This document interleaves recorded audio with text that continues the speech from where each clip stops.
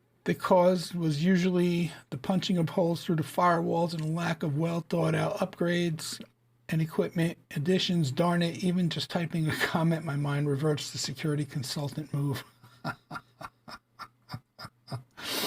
Sydney says, not enough money, too old hardware. Yep. John Hanley says, this is part of security, but should be a separate sub-item in your poll. Unfortunately, John, I don't know if you're here, but I'm only allowed to, post 4 options. I have many devices, around 50 in my home lab. Each one requires credentials and configuration settings, keeping track of credentials, changing them, updating software, and reviewing new features that affect security is a major task. How many times have we said, I will review that tomorrow, and tomorrow becomes next month? Fair. Okay, I wish it didn't pop me out. All right, 3 days ago. By the way, if you haven't signed up for the 30,000K subscriber giveaway, here's the actual post from 4 days ago. Here's the link to sign up. It just takes you to this form here, a very simple form to fill out, and it'll register you. And then the giveaway rules are all here. The last registration will be accepted at 5 p.m. on Friday, this coming Friday. At that point, I will remove the form from the Google Drive so nobody else can sign in beyond 5 o'clock. So again, there's all the rules, and we're giving away the GWN 7703 24-port unmanaged switch. We're going to announce the winner live during next week's live stream. We'll actually do a random draw pick during the live stream. So, and if you're from the United States, you'll get the switch. If you're international, you'll get a $50 PayPal payout. 3 days ago, Wednesday's post. Do you have a 3-2-1 backup solution in place? We got 90 votes. Yes, 43%. No, 30%. 27 working to get there. And we got some comments. I do, but I don't have much digital information that I would be devastated to lose. Alonzo, no, I use 2 physical NAS boxes. Tech for fun. I have a backup solution you helped me set up, working great. Good to know. One thing I added was putting older files into Glacier Deep Archive. Makes total sense and free up space on your NAS and on your Dropbox. David says, yes, but I'm in the process of further improving it since the big one in InfoSec, bad days, weeks, months, is something I truly believe we are all heading toward. I gave up my CISSP certification when I retired my day job because nobody listens to good security practice, such as proper backups, but password management if the apex issue. And when it hits, I don't want anyone looking toward me because of having an InfoSec certification. Sorry for the downer. Fair enough, David. And then finally, yesterday's poll, only 78 votes. How do you access your home lab? Interesting, we got 11 comments on this. VPN, WireGuard, OpenVPN, 54%. That's me. That's my category that I fall into, using WireGuard. Cloudflare Tunnel, 4%. Tailscale, zero-tier NetBird, 31%. Self-hosted reverse proxy, 12%. Now, it's interesting because I'm running Nginx Proxy Manager as a reverse proxy, but only for the purpose of being able to obtain a Let's Encrypt wildcard certificate so that all of my internal devices I could connect over a secure connection. So, and we found out this week on Jeremy's stream that even internally, there are some services that will just not work without connecting over a secure connection. So I'm glad I have that in place. However, I am not using the reverse proxy for access remotely outside the home. Let's go actually check and see the comments on here, because I don't think I checked them all. DJ Derek Rock says, currently looking for the best secure method to set up remote access. Tim says, Mr. Tim Tech, I actually at the moment do not access my home lab. Prefer to keep it all in-house with local access, which at the moment suits me just fine. Fair enough. I don't yet, Terrell says, looking into it. The Zawadziak. I hope I didn't kill that. I also use Tailscale, NetBird, and Cloudflare Tunnel because they work. I only have to access to it via the web without the option to install apps. Alonzo says I use a GLI Net Remote KVM with their cloud service and zero tier. Chris Fairfield, currently don't, but I want to. David says, Tony, currently I do not, nor do I have the real business need to do that. However, I may look into adding that when my new Ubiquiti network is fully implemented. I would only do that if I'm able to test for all the attack vectors. Jeremy says, I tried setting up NPM, Nginx Proxy Manager at work today. That was 22 hours ago. Did not go so well. I may pause until NetBird has fully rolled out their reverse proxy functionality beyond the self-hosted version. Like I said, Jeremy, I don't use Nginx Proxy Manager for remote access, just for internal purposes and combined with the AdGuard DNS. TFunk02 says, I use WireGuard, but I'd love to hear why that's bad and should do something else. And I replied to that one, I use WireGuard, so you're not going to hear anything bad from me. So yeah, there's the post. So get signed up for the giveaway. Again, I think as of the start of the stream today, we had 11 people signed up. I'd like to have a little larger pool, although I know for those who signed up, the smaller pool is, your odds are higher. But in any event, the link is in the chat. All right, let's go back to the comments.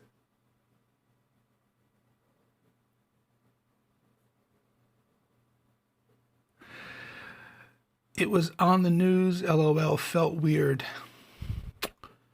I'm not sure what that's in reference to. Is there a private chat going on Signal?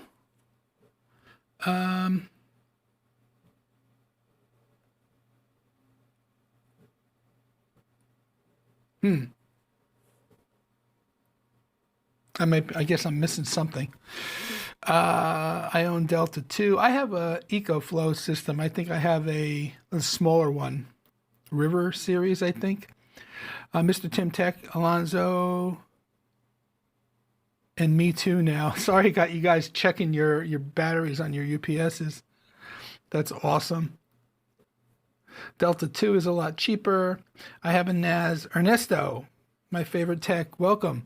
Says, I have a NAS, but I just use it as storage since I don't know how to do more with it. Skill issue for sure. Fair. Terrell says, my answer was storage. I'm a data hoarder. Fair. Ernesto says, I'm trying to learn, though. Perfect. That's all you can do. I tell you, watch these channels, watch everybody that's in this chat, TVJ, Mr. Tim Tech, Practical IT.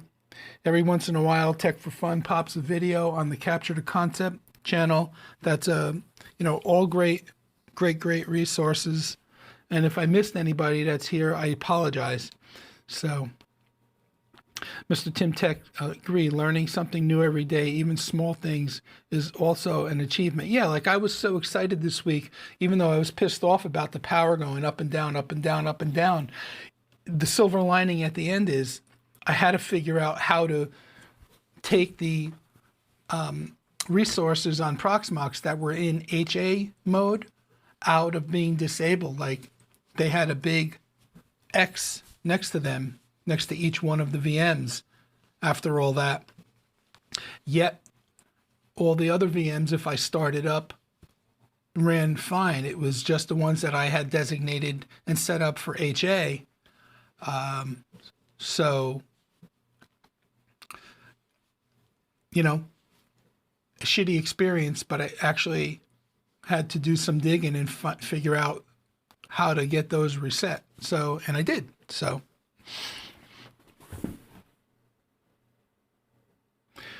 Tech for Fun says, but hey, if you can sleep at night knowing that he let his certification lapse and that gets him off the hook, more power to them. Yep. Joe also says, I switched all my remote access to Tailscale a couple of weeks ago. No more traditional VPNs in my network between home and work. One thing I learned is that you can have a device advertise a subnet. Practical IT says, I was attempting to set up NPM and with DuckDNS and the DNS challenge certificate option that crashed and burned.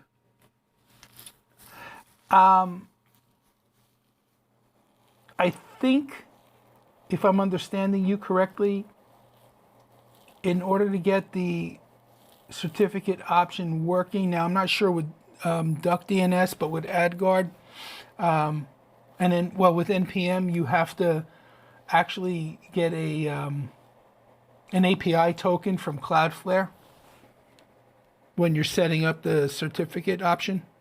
At least that's what it was like in NPM.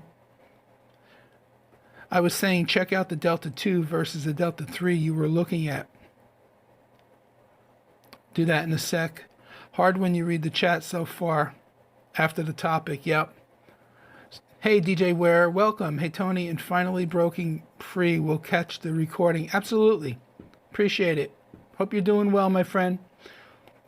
Haven't seen PE for Doers lately. He has a good series started with his new NAS. Yes.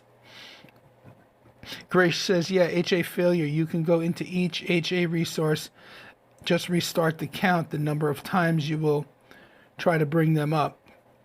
Okay, good to know. Yeah, I mean, it was when I was Googling, there you go, Joe, there's that term again. When I was Googling that, the issue, it said I could either just remove the VMs from HA and then re-add them, or apply the CLI command, and I opted, because I'm trying to advance my CLI skills a little bit at a time, I opted to go that route, and it worked, so yay. And Chris says Tailscale is awesome. So, okay, we are caught up with the comments. Let me go back and look at the Delta 2, and then those of you who are still here, want to stay, great.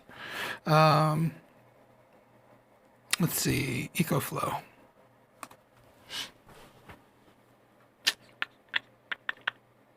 Products, series, power stations, Delta series. All right, let's go back to here. EcoFlow Delta 2 Max. I don't know really. Hey, what happened? Let's see, EcoFlow Delta 2, hot deal, 1800 watt output, $449, same price as the Delta 3 Classic, but it looks like it had a higher price before the $600 off. Let's go back, let's check another one. Why does it do that? There we go. What is going on? Hey, are you shitting me? Okay.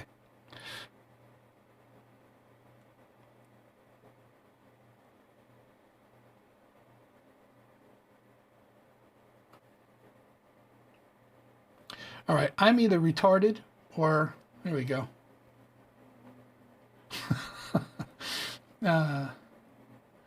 EcoFlow Delta 2 Smart Extra Battery. EcoFlow. Is there a particular model? I'm seeing just all Delta 3.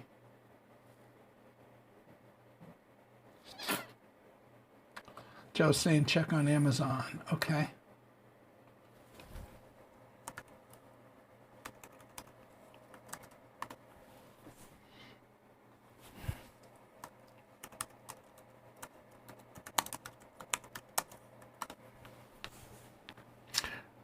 Delta 2 Max 849, Delta 2 Max 699, Delta 3 Classic, there's the one we saw before for 425, Delta 2 1024 watt hours, 1800 watts output, Delta 2 power station 429, So, interesting. Delta 2, 449, 1800 watts. Actually, about the same price as the threes. Seems like it anyway.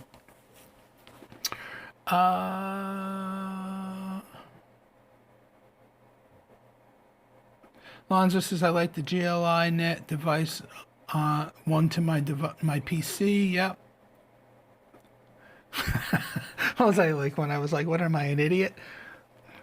I got the Delta 2 on sale for $349. That's a great price.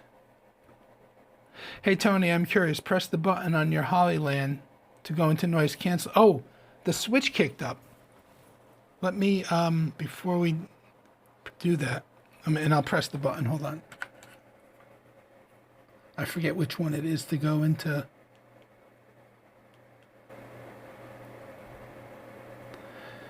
Do you press and hold it? I forget. Because the little blue light's supposed to turn green. Oh, wait. There we go. I think I'm in noise canceling mode, but I want to measure before the switch kicks down, decibel. I know you won't hear it now because you're in noise cancellation mode, but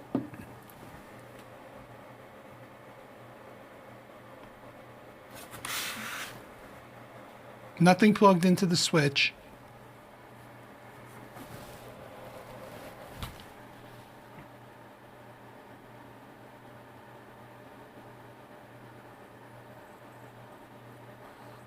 So it's up about 10 decibels. Now, that's interesting because nothing's plugged into it and it kicked on. I guess it's just getting warm from running. But, yeah. Interesting. I don't use the noise cancellation feature because I kind of feel like when I did some test recordings with it, I feel like it's garbled a little bit. Like it really compresses down the sound. No, it does not. I'll double check that, but no, it does not. And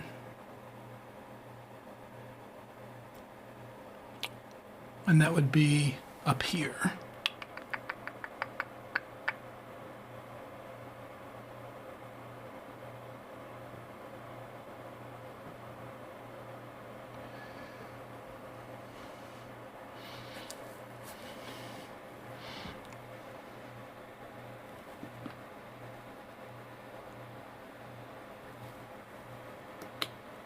Okay.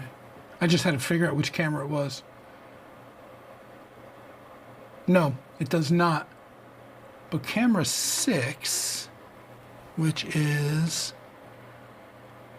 nothing, does have that on, but I don't know what that is. Interesting. Oh, it's noisier. I guess you were in noise cancellation mode the whole time. I didn't think so. Correct me if I'm wrong, but when the lights are blue, you're not in noise cancellation, and when the lights are green, you're in noise cancellation. Right now, the lights are green.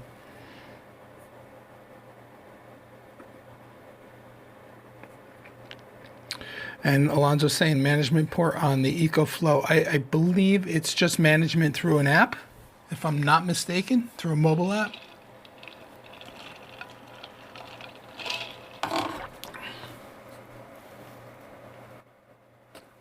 Is that better? Whatever mode it was in, I just turned it off and the lights are blue now. Is it quieter?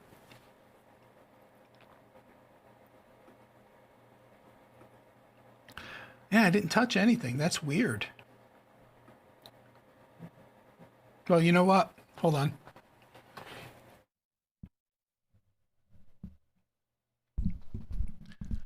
Let's go back to the old reliable. Now, I still do have the switch on, though, so let me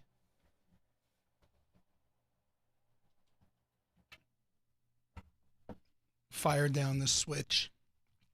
Okay.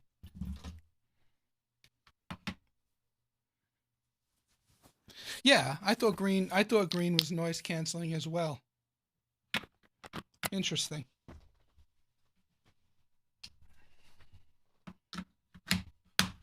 Back on Old Faithful for the remainder of the stream. Okay.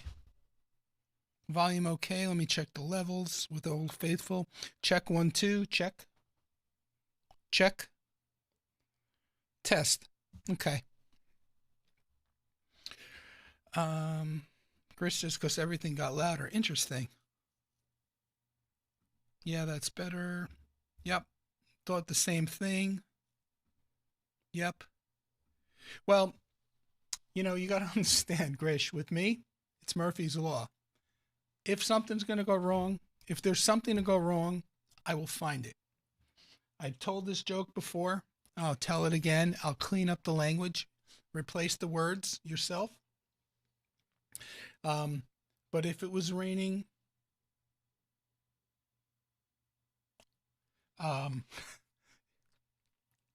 you really can't tell this without saying it the way it's meant to be said. But I'm not going to do that on a public stream. But just the analogy is, if it's raining dogs, if it's pouring dogs, I'd get hit with a cat. So now that you have that reference, I'll say it, a clean version of it, and replace the words in your own brain, those of you out there. If it was raining male parts, I'd get hit with a female part. If it was pouring male parts, I'd get whacked with a female part. Or actually the other way around. If it was raining female parts, I'd get whacked with a male part. So if it's Murphy's Law, it's going to happen to Tony. All right. DJ says, I replaced my UPS with EcoFlow Delta 3 Classic, same as the one you were looking at. I run in UPS mode, and it has kicked in twice without a hiccup so far. Good to know. Thank you so much. DJ, do you know what you're pulling on your rack? I know I'm pulling close to 400 watts, which is why the current APC unit I have isn't powerful enough for that rack. Now, keep in mind, I did not buy that unit that's in there for that rack. That unit was sitting off to the side in a box all week. When my CyberPower unit went down, I didn't want to leave the rack completely without anything, especially the way the power was going up and down. So I unboxed the one that I have and put it in there, knowing I was putting it in there temporarily. I bought that for similar uses to like I showed you earlier, where my Proxmox setup is running off. I have two of those. My Proxmox is, just 2 or 3 devices running off the UPS. And then I had the second one, potentially for maybe adding to the AV rack. Well, now it came in handy because it replaced the main UPS temporarily. But I'm curious, DJ, as to how much total wattage your rack is pulling. Like what load is that UPS, that Delta that you have? What kind of load is it under?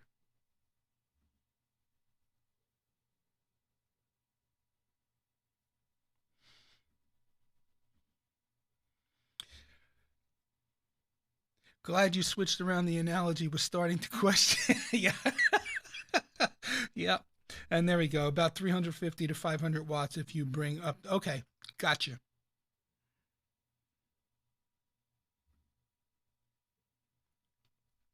Got it. Very cool. So, one thing I wanted to do, we went over everything, I guess, that I had in mind. Jeremy shared with me this week an article, and I wasn't going to mention it today unless he brought, because he mentioned it earlier in the week, like Wednesday night. I got a text from him, and I figured if he streamed during the week or his morning streams, he would talk about it. Since he didn't, I figured I'd bring it up today. Talked about Grandstream earlier. Darkreading.com, which, by the way, I subscribe to in my fresh RSS feed this week. They posted an article about a critical Grandstream VoIP bug that for small business security and critical. It says here a critical. Let me see if I can make this bigger. I'll put a link to this in the chat, but just to go through it quickly, critical security vulnerability in VoIP protocol deployed in small and mid-sized businesses, hotels, call centers, etc., has underscored the risks in treating voice infrastructure as a utility rather than an IT asset. The buffer overflow flaw, tracked as CVE-2026-2319, affects all 6 models of Grandstream's GXP 1600 series VoIP phones. Fortunately, I don't have any of those, and carries a severity rating of 9.3 out of 10 on a CVSS scale. The vulnerability allows unauthenticated cyber attackers to take complete control of affected devices and execute remote code.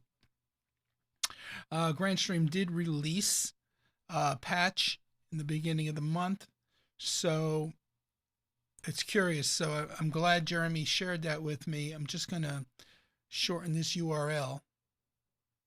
I'm going to copy it, and if you're interested in the article, you could read the whole thing in its entirety. And I'll put in the HTTPS so that the link is clickable in the chat. There. That should work. Let me try clicking on it myself to see if it brings it up. Yep, brings up the article. So, okay. So thanks for that, Jeremy. Appreciate it. Let's go to the poll. So we have 7 votes on the poll. Should I keep the new music on the pre-roll or revert to the original song? 86% of the 7 votes say keep it. 14% say revert. So I guess that's a done deal. All right. We got 16 people still here. 14 likes. I appreciate all you, and I hope you guys have a great upcoming week. Not sure what the week's going to bring for me, but I kind of never know what the week's going to bring for me. So we will see you next Saturday. Look for another video this week, probably on the Grandstream GWN 7806PL Pro switch. And that's about it for now. So I just saw a chat come in, so I was like squirrel. I got sidetracked.